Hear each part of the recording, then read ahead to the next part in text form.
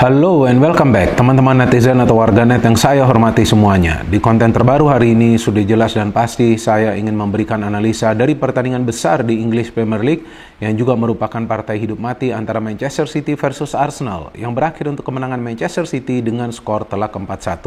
Dengan kemenangan ini berarti sekarang selisih poin antara Arsenal dengan Manchester City hanya 2 poin. Dan selain itu juga teman-teman, Manchester City masih punya tabungan 2 pertandingan di tangan mereka. Artinya jika di next match Arsenal tidak bisa meraih kemenangan dan Manchester City mampu meraih kemenangan lagi, maka nanti Manchester City yang akan mengambil alih posisi pimpinan klasemen sementara dari Arsenal. Dan jika nanti Arsenal lengser dari posisi puncak dan gagal menjadi juara dari English Premier League musim ini, maka kegagalan tersebut adalah karena kesalahan atau dalam tanda kutip kebodohan para pemain mereka sendiri. Karena dalam 4 pertandingan terakhir, para pemain Arsenal melakukan beberapa kesalahan di lini pertahanan yang bisa dimanfaatkan oleh para pemain tim lawan untuk mencetak gol. Maka itu faktanya dalam 4 pertandingan terakhir, Arsenal total kemasukan 11 gol. Dan jumlah kemasukan gol yang sangat banyak ini dalam 4 pertandingan terakhir tentu tidak mencerminkan bahwa Arsenal adalah salah satu calon juara dari English Premier League musim ini. Karena seperti yang kita pahami teman-teman, bahwa tim-tim yang biasa menjadi juara dari English Premier League adalah mereka yang punya defense yang solid. Seperti contohnya musim ini, Manchester City belum banyak kemasukan gol. Memang selain Manchester City, Newcastle adalah tim yang sedikit kemasukan gol. Tapi jangan salah paham, Manchester City jauh lebih produktif dibandingkan Newcastle United. Artinya apa? Manchester City punya keseimbangan atau yang biasa saya sebut istilahnya balance of play, yakni keseimbangan dalam urusan membangun serangan, mencetak gol, dan juga bertahan dengan benar dan baik. Karena bagi sebuah tim untuk menjadi juara, bukan saja harus bisa menyerang dan mencetak gol, tetapi mereka juga harus bisa bertahan secara solid. Seperti yang pernah dikatakan oleh Sir Alex Ferguson, bahwa pertahanan yang solid yang bisa membuat tim tersebut menjadi juara di English Premier League. Dan tampak jelas di pertandingan dini hari tadi, para pemain Arsenal kocar-kacir di ruang pertahanan mereka sendiri teman-teman. Maka itu para pemain Manchester City selain juga bisa mencetak 4 gol, mereka menciptakan banyak sekali peluang yang berbahaya. Dan sebetulnya bukan kesalahan dari Ramsdale dia kemasukan total 4 gol. Karena pertahanannya kebuka, jadi sulit juga bagi penjaga gawang untuk bisa terus-menerus menahan percobaan dari para pemain tim lawan.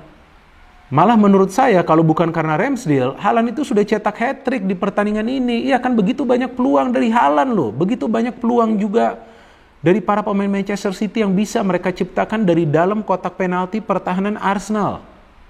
So what does that mean? That means bahwa pertahanan dari Arsenal itu gak kuat.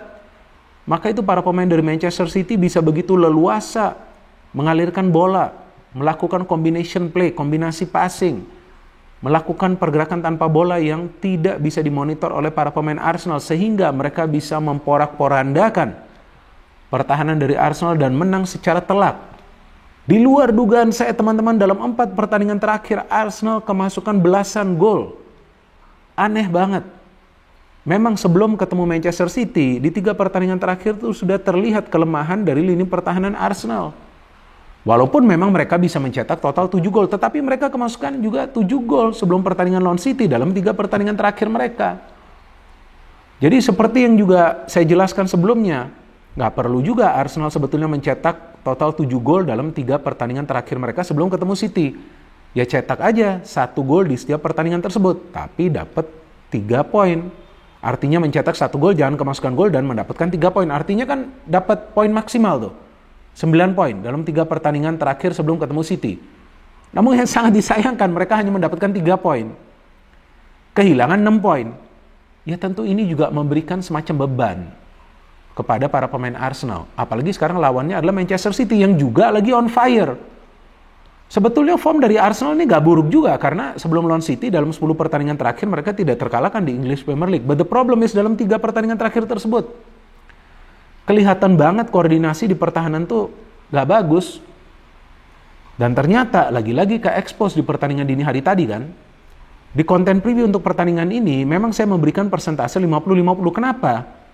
Karena mempertimbangkan juga form dari Arsenal dalam 10 pertandingan terakhir. Mereka gak terkalahkan loh. Sedangkan saya juga mengatakan bahwa City ya memang punya peluang juga untuk meraih kemenangan, tapi sebetulnya mereka juga punya beban yang sama. Seperti para pemain Arsenal, karena mereka juga harus meraih kemenangan di pertandingan ini agar bisa menipiskan poin mereka, selisih poin mereka dengan Arsenal. Jadi kalau berbicara dari segi beban, ya ini para pemain dari kedua tim punya beban yang sama karena mereka ingin menang di pertandingan ini. Mungkin dari Arsenal, ya kalau seri juga udah bagus deh, ya kan. Paling nggak mereka gak kalah gitu loh lawan City. Tapi kan dari City mereka harus bisa menang. Yang pertama untuk, seperti yang tadi saya katakan, menipiskan selisih poin dengan Arsenal. Yang kedua, jatuhin mental para pemain Arsenal. Nah ini sekarang nanti kita tunggu apakah bisa bangkit gak nih setelah kalah telak. Ya inilah sekarang kita bisa melihat ya bahwa yang penting itu mental ya teman-teman. Dan sekarang ya kita bisa melihat lah bahwa mental dari para pemain Arsenal lemah. Sebelumnya saya selalu mengatakan bahwa mental dari para pemain Arsenal kuat karena ya bahwasannya mereka juga bisa melakukan comeback walaupun mereka juga pernah kena comeback, tapi mental mereka sebetulnya kuat sebelumnya. Tapi di pertandingan dini hari tadi saya melihat mental mereka sangat amat lemah, apalagi setelah kemasukan 1 gol di menit-menit awal jalannya pertandingan. Maka itu terlihat para pemain mereka tidak bisa berkonsentrasi untuk membangun serangan. Dan memang saya juga jelaskan di konten preview untuk pertandingan ini, selain juga saya memberikan persentase 50-50, bahwa yang penting bagi City, mereka harus bisa mencetak gol lebih dulu di pertandingan ini. Untuk apa? Untuk menjatuhkan mental para pemain Arsenal, dan ternyata itu yang bisa mereka lakukan. Dan saya juga berharap kalau sudah kemasukan gol lebih dulu, cobalah bangkit. Ya dong, masa Arsenal langsung mau kalah begitu aja, apalagi kan kemasukan golnya kan di menit-menit awal, ternyata gak bisa bangkit. Yang ada mereka terkubur di Stadion Etihad. Iya dong, dihabisin oleh para pemain Manchester City. Dari starting lineup, ini yang menarik, bahwa ketika Nathan Ake tidak bisa turun, justru Pep Guardiola memilih Kyle Walker. Kenapa? Karena dia ingin pemain yang agresif. Pemain yang agresif untuk mengantisipasi pergerakan dari Martinelli dari sektor sebelah kiri. Jadi Pep kali ini kembali memakai formasi 4-3-3. Nah saya asumsinya tadinya bahwa Pep ini akan memakai formasi yang sama seperti sebelumnya. 3-2-4-1. Kalau dia pakai formasi itu artinya ada celah yang bisa dimanfaatkan oleh para pemain Arsenal ketika menyerang dari 2 sektor sayap. Dan 3 pemain di tengah itulah kekuatan dari Manchester City. Rodri, Gundogan, dan juga De Bruyne. Wah kuat banget mereka. De Bruyne bisa memberikan umpan kunci, Rodri bisa memberikan umpan kunci, Gundogan juga bisa memberikan umpan kunci. Jadi ini 3 pemain di tengah ini kuat. Dari Arsenal, satu perubahan yang dilakukan oleh Arteta, yakni kembali dimainkannya Arteta. Tapi Arteta tampak linglung. Kok Arteta? Kembali dimainkannya Granit Xhaka. Saya salah ngomong. Jadi saya kepikiran ke Arteta ya. Kembali dimainkannya Granit Xhaka. Ya linglung juga si Arteta di pinggir lapangan. Tetapi ya Xhaka juga sama linglungnya nih di tengah lapangan. Karena gak bisa fight dia dengan De Bruyne, dengan Gundogan, atau juga dengan Rodri. Padahal perlu press itu di tengah. Seperti yang saya jelaskan di konten preview, kekuatan Manchester City itu di tengah. Karena mereka kreatif banget di tengah.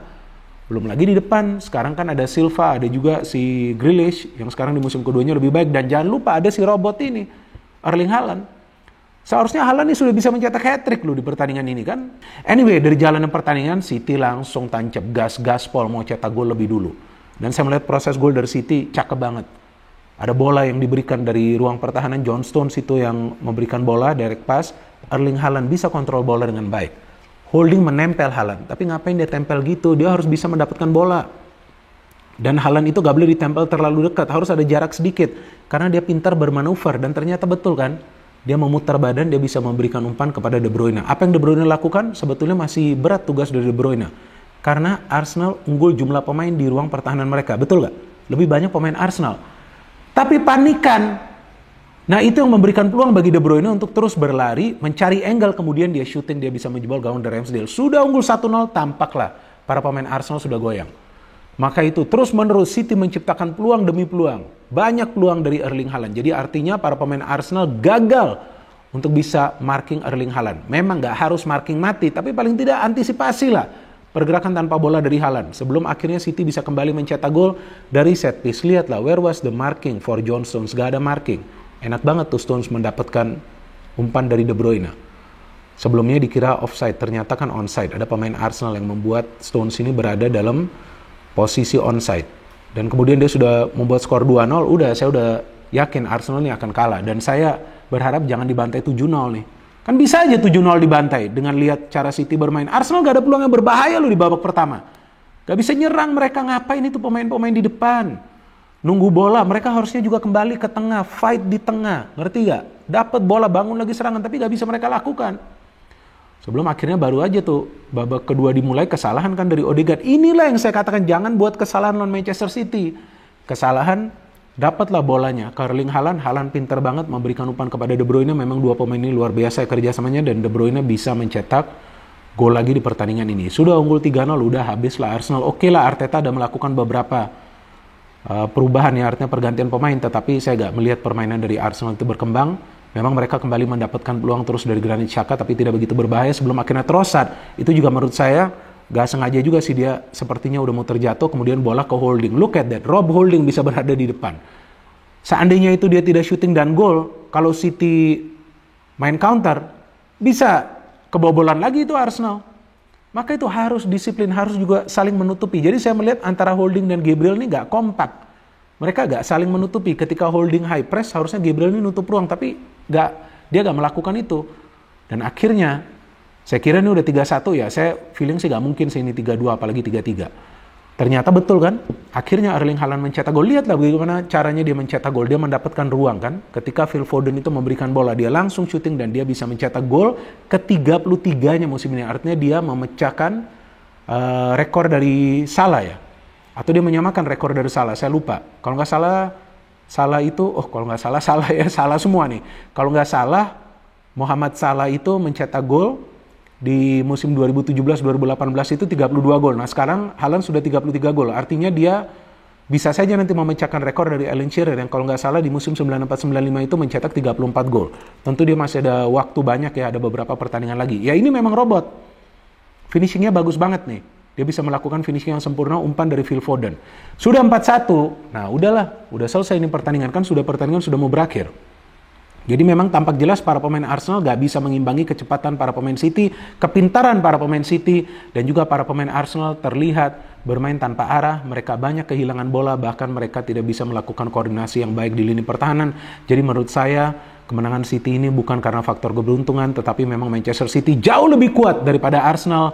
Dan untuk sementara ini memang Manchester City tidak bisa dihentikan, dan menurut saya yang bisa mengalahkan Manchester City adalah Manchester City sendiri jika para pemain mereka menganggap remeh tim lawan dan juga tidak bermain serius seperti biasanya. Tetapi untuk sementara ini tampak jelas taktik dari Pep berhasil. Dia mengubah formasi, mencegah para pemain Arsenal membangun serangan dari kedua sektor flank. Para pemain Arsenal tidak bisa counter press para pemain City, dan Arteta tidak mengubah style of play-nya, tetap menyerang dari kedua sektor sayap yang sebetulnya sudah bisa dibaca oleh para pemain City. So well done for City.